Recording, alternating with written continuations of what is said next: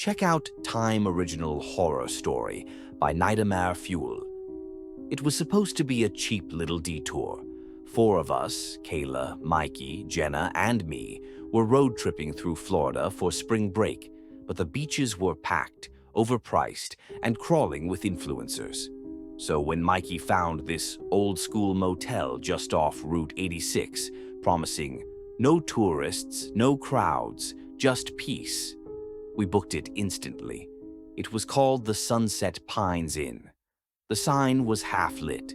The building looked like it hadn't been touched since the 1970s. Brown tile roof, faded mint green paint, cracked parking lot. But the rooms were dirt cheap.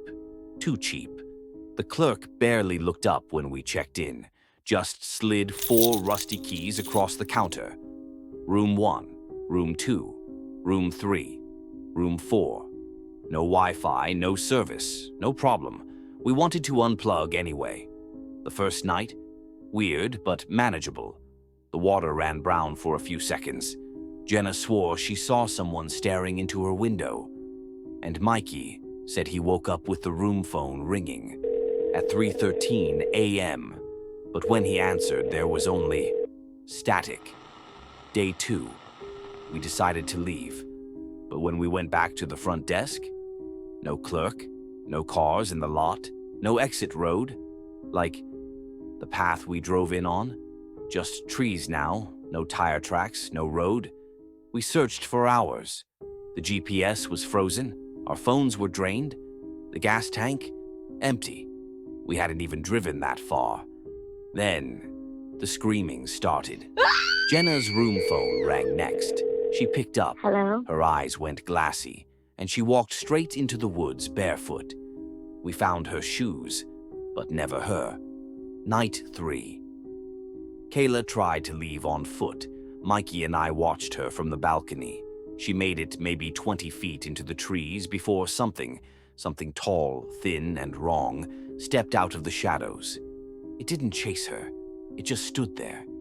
And she stopped moving. Her body dropped. The thing stared up at us. And then it smiled. We locked ourselves in the room. Every light off, every curtain drawn. And that's when I saw it. A newspaper clipping under the bed, yellowed and dusty. Sunset Pines clerk found dead after 13 mysterious deaths. Locals call for motel shutdown.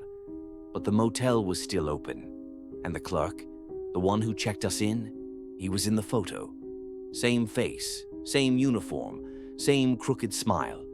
The article was from 1979.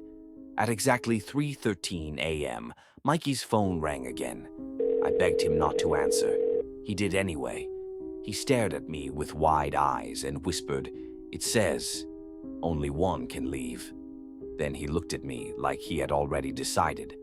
I locked myself in the bathroom for hours, sobbing, waiting for the knock, but it never came. When I opened the door, Mikey was gone, only a key, on the floor. With the words, "You may check out now," I walked back to the front desk, and the clerk was there, grinning, pale, not breathing. He handed me a guest log. My name was the only one still written clearly.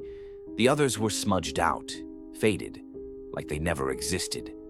I made it out, but every night since.